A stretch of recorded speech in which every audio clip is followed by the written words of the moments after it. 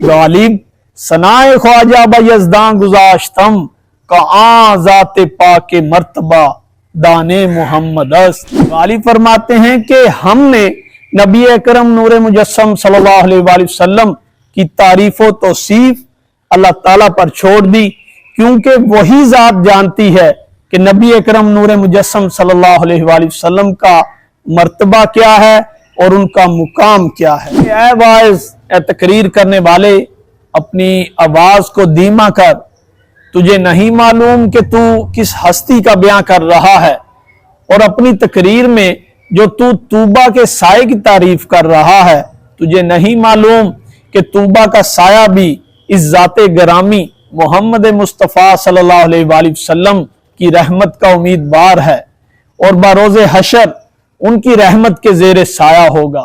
یہ معجزہ کون سا ہے؟ یہ معجزہ چاند کا 2 ٹکڑوں میں تقسیم ہونا ہے۔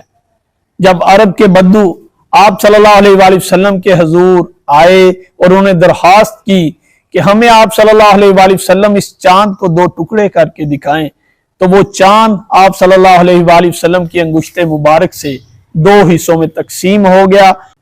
اعوذ باللہ من الشیطان الرجیم، بسم اللہ الرحمن الرحیم، اللہم صلی علی محمد وآلہ وبارک وسلم، والحبیب الذی ترجی شفاعتہ لکل حول من الاحوال مقتحمی۔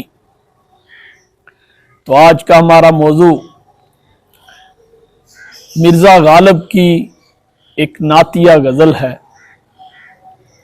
ایک ایسی غزل جو مرزا غالب کی آپ صلی اللہ علیہ وآلہ وسلم سے محبت کا منہ بولتا ثبوت ہے۔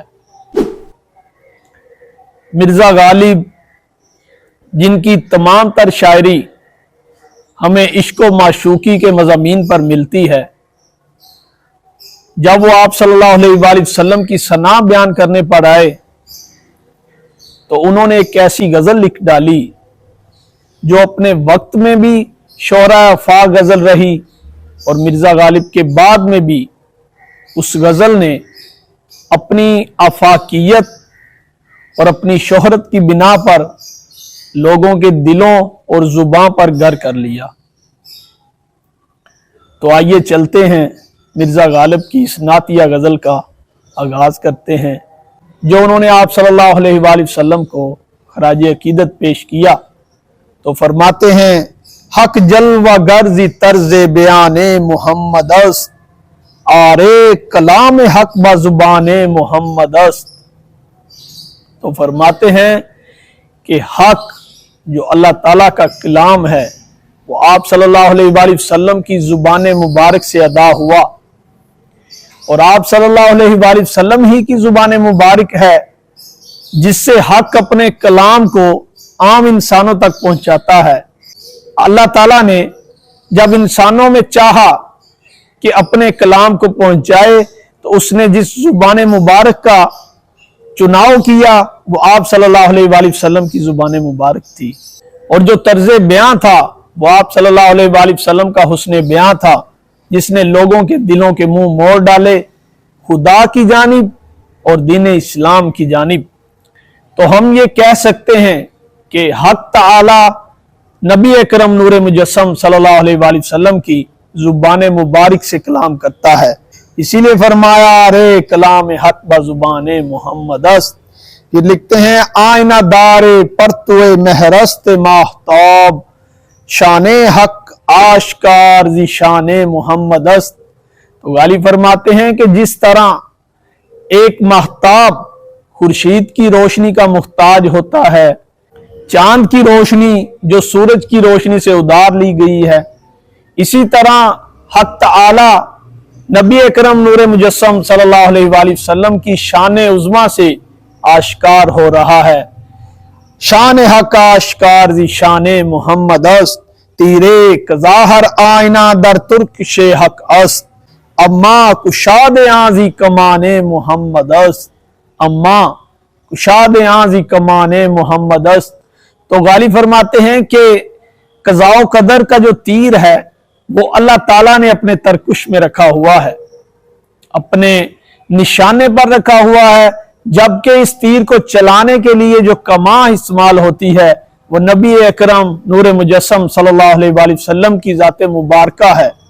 कज़ा कदर तो अपनी जगह, खुदा बारी ताला ने जो फैसले कर दिए वो तो होकर रहने हैं, मगर उनमें जो बदलाव है, उनमें जो तब्दीली है वो आप सल्लल्लाहु अलैहि वसल्लम की ज़ात बाबरकात की मुहताज है। इसके बाद लिखते हैं, हर कस कसम आंचे अजीज अस्त मी खुरद, सौगंदे कर्दगार बजाने मोहम्मद अस्त, सौगंदे कर्दगार बजाने मोहम्मद अस्त। तो गाली फरमाते हैं कि जिसको जो चीज महबूब होती है वो उसी की कसम उठाता है।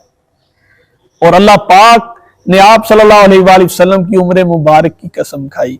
कुरान हकीम में हमें कि एक जगह पर इस चीज की जानिब इशारा मिलता है। अल्लाह ताला ने फरमाया कि ए महबूब आपकी उम्र मुबारक की कसम। तो अल्लाह पाक के नजदीक सबसे महबूब चीज नबी अकरम सल्लल्लाहु अलैहि वसल्लम की ज़ात गिरामी है। वाइज हदीस साया तू बाफरो गुजार, काइंजा सुवंदी सरवरे रवाने मोहम्मद अस्त। तो गाली फरमाते हैं कि ऐ वाइज, ऐ तकरीर करने वाले, अपनी आवाज को धीमा कर, तुझे नहीं मालूम कि तू किस हस्ती का बयां कर रहा है, और अपनी तकरीर में जो तू तूबा के साए की तारीफ कर रहा है, तुझे नहीं मालूम कि तूबा का साया भी इस ज़ात गिरामी मोहम्मद मुस्तफ़ा सल्लल्लाहु अलैहि वसल्लम की रहमत का उम्मीदवार है, और बरोज़े हशर उनकी रहमत के जेर साया होगा। तूबा वो दरख्त है जो जन्नत में है और जिसके साए की तारीफ हमें हदीस मुबारका में मिलती है। इसके बाद गालिब लिखते हैं, बंगर दुनी मा कुश्तने माहे तमाम रा, आनेज नाम वर्जी निशाने मोहम्मद अस्त, आनेज नाम वर्जी निशाने मोहम्मद अस्त। तो गालिब यहाँ उस मौजज़ा अज़ीम की जानिब इशारा फरमा रहे हैं जो अरब के बद्दुओं ने आप सल्लल्लाहु अलैहि वसल्लम से दरख्वास्त करने के बाद देखा। ये मौजज़ा कौन सा है?